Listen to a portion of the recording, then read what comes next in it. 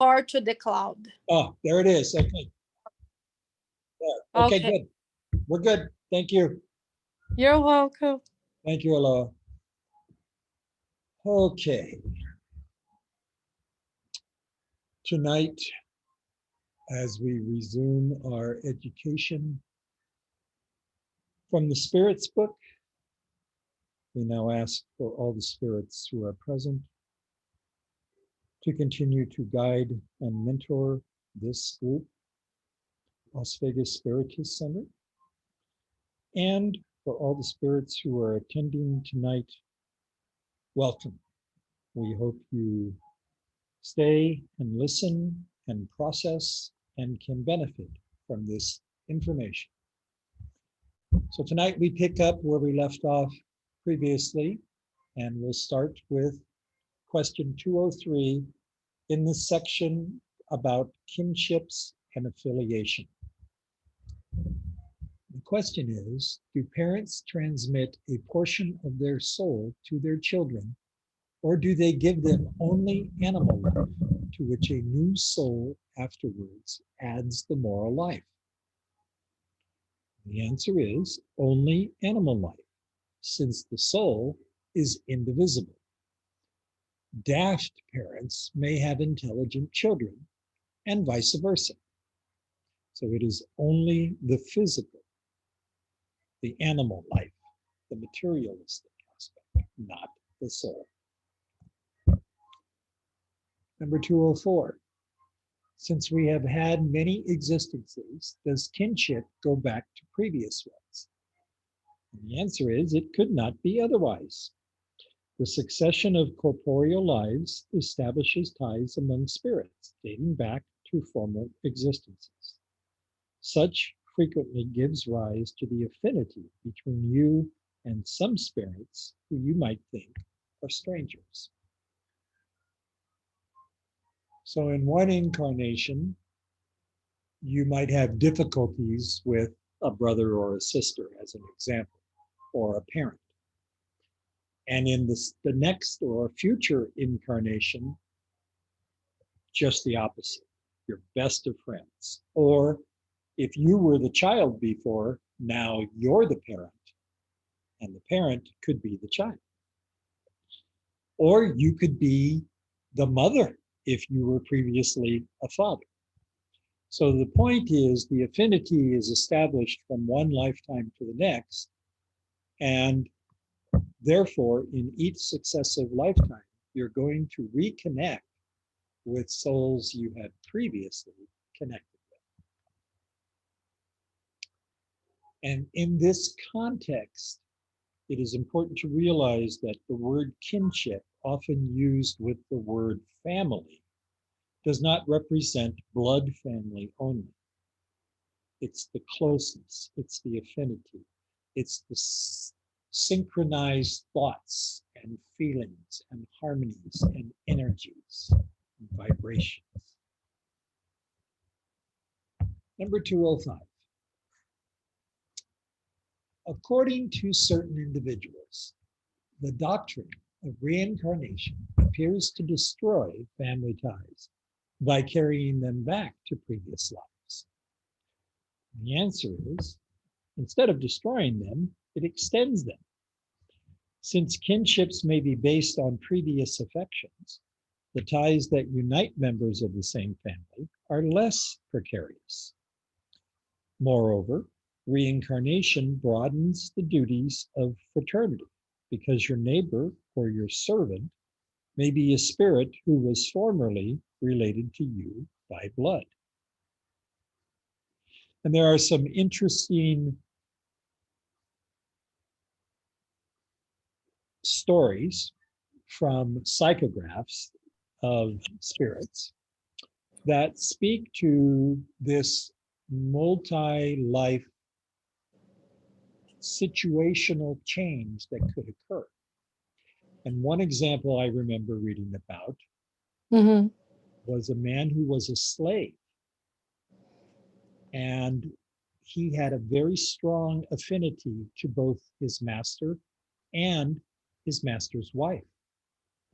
And in a subsequent life, He came back as a white person and married the master who was a woman. And they had a child who was a daughter who was the mother. So Oh my gosh. they all switched animals. Posi- that's so different. Yes, it is so amazing to hear about Yeah. kinds of stories, But I guess, of course, there are those kinds of combinations which can occur.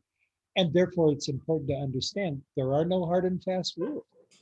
We are simply spirits who had affinity with each other in a prior life.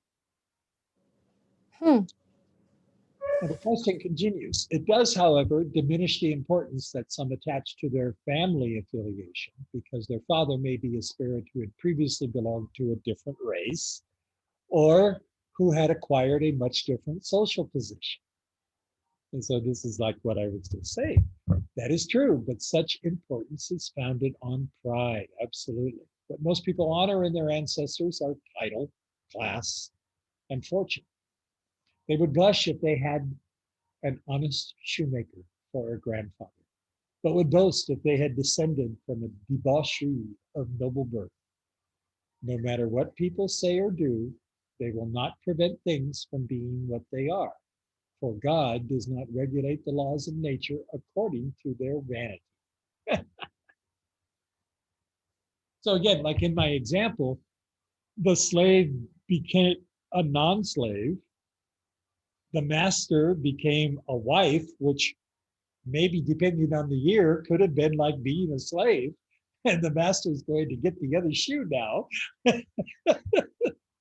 So, but the other thing that's mentioned in this question is, of course, the social status. So when you think about the slave no longer being a slave, he is in an elevated social status already. So again, the social status has nothing to do with Yeah, that's true. number 206. Since there may be no actual affiliation among the spirits of a particular family's descendants, would it be foolish for the members to honor their ancestors? The answer, assuredly not, because they should feel happy belonging to a family in which more highly evolved spirits have incarnated. Although spirits do not proceed from one another, they have no less affection for those who are linked to them by family ties. For they are often attracted to this or that family because of affinities or previous connections. You may be very sure that the spirits of your ancestors do not feel honored at all with the respect you render them out of pride. Their merits do not benefit you except as you strive to follow their moral example. Only in that way can your memories not only be pleasant, but also useful for them. Wow, that's really powerful. Yeah. So just a quick story. Both my parents are deceased, Mm-hmm. but before my mother passed, my father had passed. And as I moved my mother she was in her 90s, into a formal care home, Mm-hmm. I moved into the family house. And I spent 3 years modernizing that house inside and out. And a day did not go by where I did not look at a picture of my father and say, in essence, I trust I am honoring you in caring for your house. It was not pride. The pride came much, much, much later after the house was sold. But Mm-hmm. while living there and while working to improve that house, it was all about the affinity of my father. He had instilled in me that kind of importance. Yeah. It's a true joy to look back, and this is before I discovered Spiritism, to look back and understand I was not doing anything prideful. I was doing things to honor Yeah. him. It's a really good thing. Yeah. And then it's good that like even that like you didn't know about spiritism at the time, when you start learning these things and you start related things that you thought about it in the past and you never had an answer or an explanation, and then you start reading these books and it's like, oh my gosh, that's why that Yes, came up to my head. It's so exactly, funny. exactly, exactly. And just how much spiritist literature there is that speaks to the importance of understanding the wrongness of pride and ego. Mm-hmm. And so every time I read about the wrongness of pride and ego, new light bulbs go on. Yeah. New history becomes very clear. Exactly, exactly. Okay, let's go on. 207. Under the topic of physical and moral likeness, parents almost always transmit a physical likeness to their children. Do they also transmit a moral likeness? The answer is no, because their souls or spirits are completely different. The body proceeds from the body, but the spirit does not proceed from the spirit. There is no other link than blood kinship amongst descendants. Well, then, where does the moral likeness that sometimes exists between parents and children come from?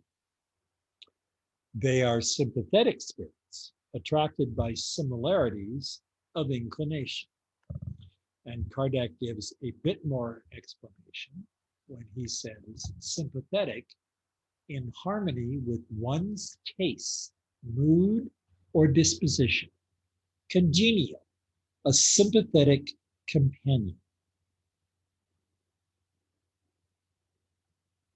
I think that question, we all have examples like, it's so funny how brothers and sisters, even raised the same way, the same education, same school, same love, and everybody's like, but how come they're so different? One, I don't know, has a lot of ego, the other one is super proud, there's a lot of pride in it, in him or her, or the other one is so kind, they're so different. I think that question fits in on this situation a lot. Right. Very true. Very true. Right. Okay, number 208. Don't the spirits of the parents exert an influence on their children after birth? And of course, a very great influence, because, as we have already said, spirits should aid in one another's progress. As it is, the spirits of the parents have the mission of developing their children through education. This is a task for them. If they fail to perform it, they will be guilty. Yeah, as a parent, yeah, I get that. And the crazy part is, no matter how much I think I did a good job, it just takes one day, 1 hour for one of those boys to say something or do something, and I realize, okay, I missed on that. Yeah.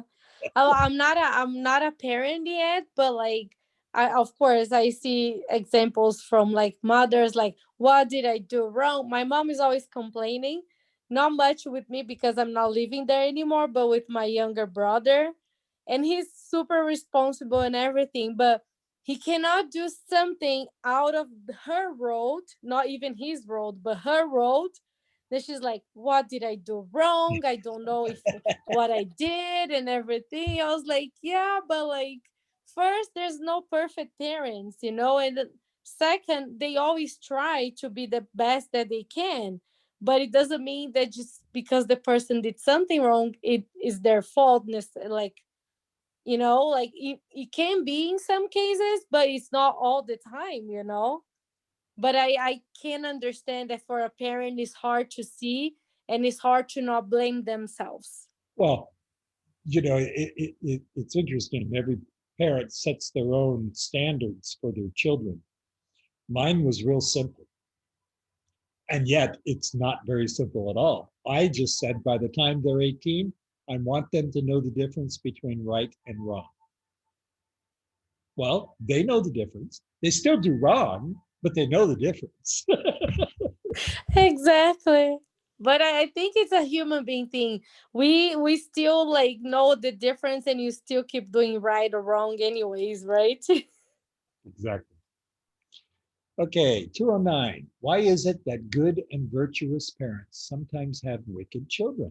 In other words, why don't the good qualities of the parents always, out of affinity, attract good spirits as their children? Wicked spirits may ask for good parents in the hope that their counsels will guide them along a better path. God often grants their wish. Wow. Wow.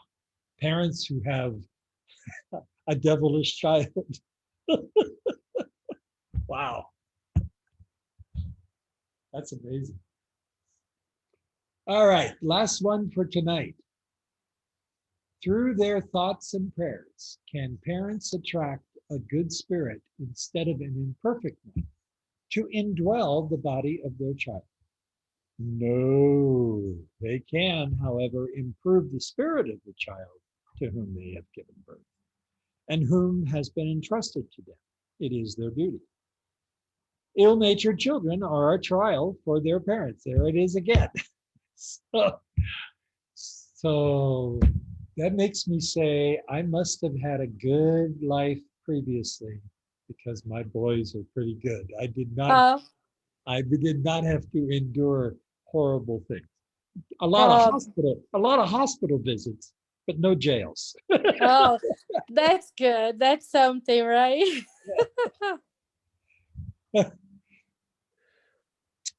Okay. So before you joined, I did an opening prayer. So I'm going to do a closing prayer now. Okay. Okay. All right.